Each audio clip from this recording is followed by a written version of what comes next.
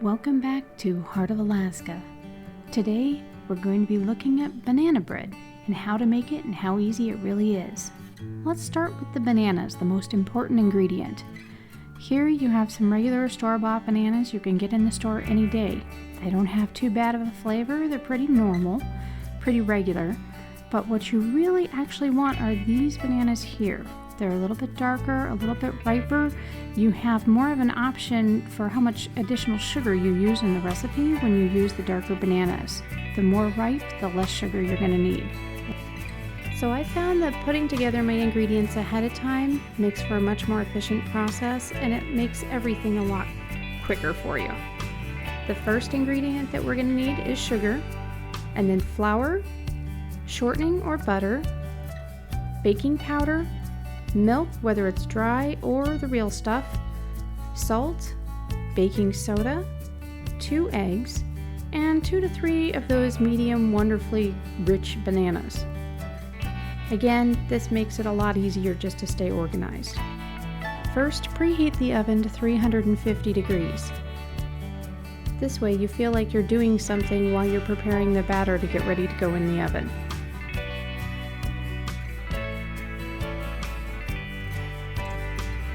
We're going to start with 1 cup of all-purpose flour.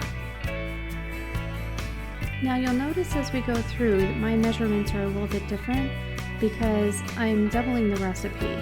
I make this recipe quite often for snacks for the kids, so I usually double it if I have the opportunity to. I don't have to make it as often that way. Next, you add 2/3 of a cup of sugar. Now I'm adding less, obviously, because I'm doubling it. Because I did use those darker, riper bananas. On another note with those bananas, you can also freeze them. Bananas freeze really well. All you have to do is peel them, cut them in half, put them in a plastic bag, and just stick them in the freezer, and they last for quite a while.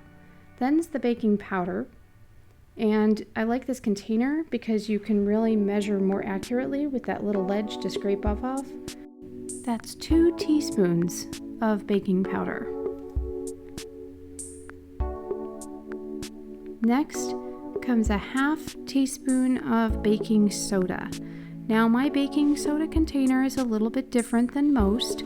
We buy our baking soda in bulk, so we like to use these little jars and make it a little bit more manageable for when we actually need to measure out of them.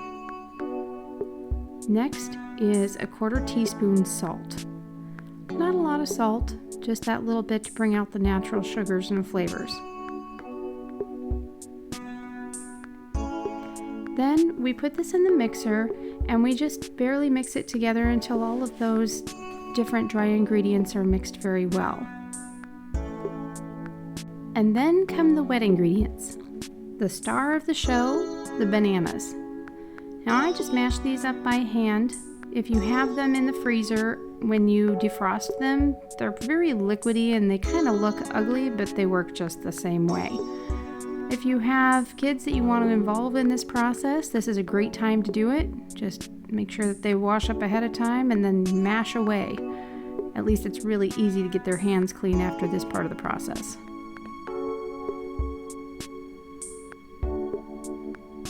I try to get them as evenly as I can. We are going to mix them up, but it's better just to not have any enormous lumps in there.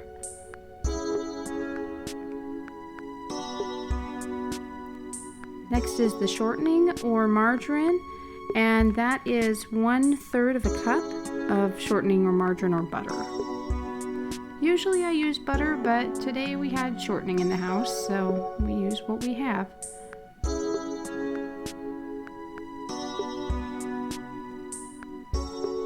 I just like the way that it tastes when you use butter a little bit better.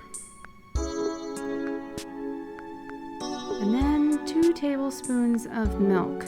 Again, if you want to use dried milk, that works just fine. Just reconstitute it first. And then you blend these together in the mixer until they're just barely mixed, and then you increase the speed to medium-high, and you let it go for about 2 minutes until they're completely integrated, and this is what you end up with.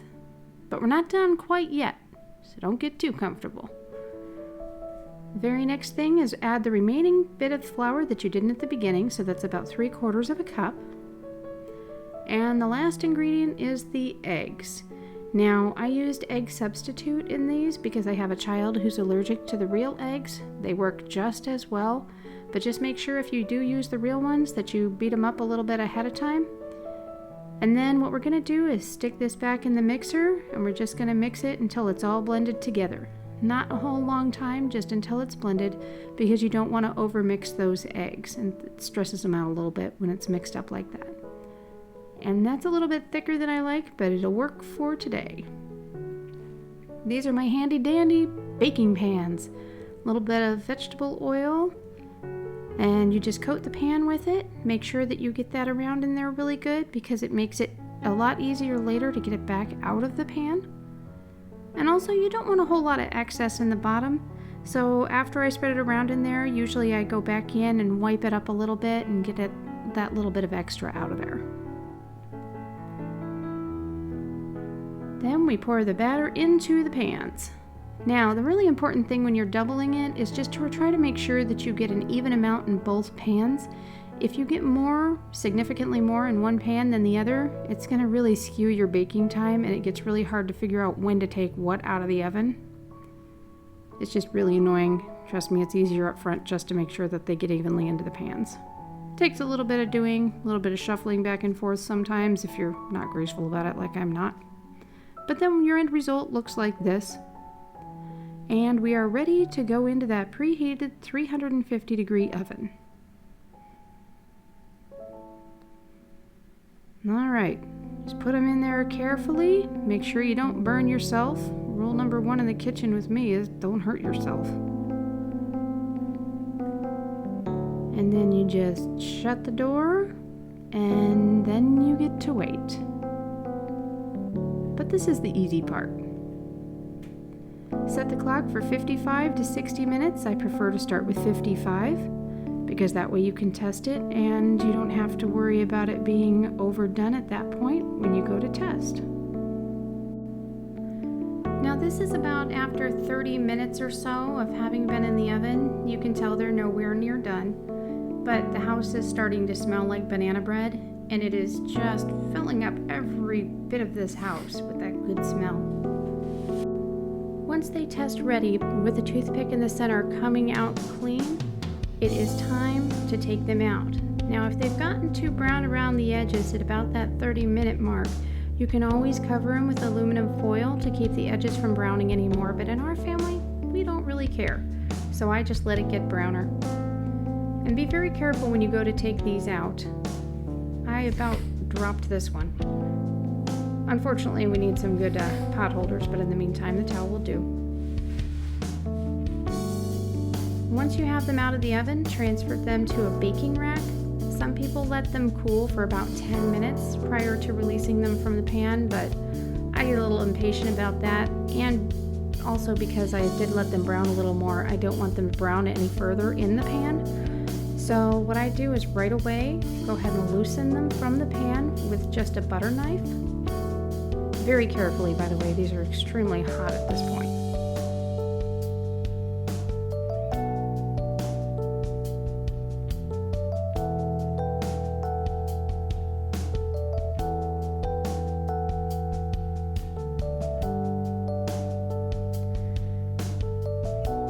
Then I turn them over carefully with the pot holder in one hand and the towel in the other hand, and I shake them out of the pan. It doesn't take very much.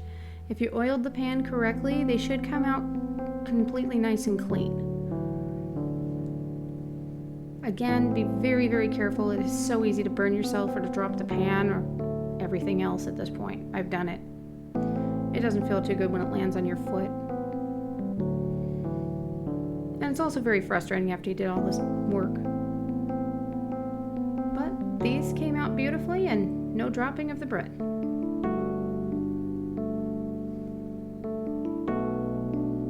Then you allow them to cool completely before cutting them, and then you can store them overnight and wrap them in plastic wrap, and you're good to go. I hope you enjoyed this. If you enjoyed this video, please like and subscribe. Thank you.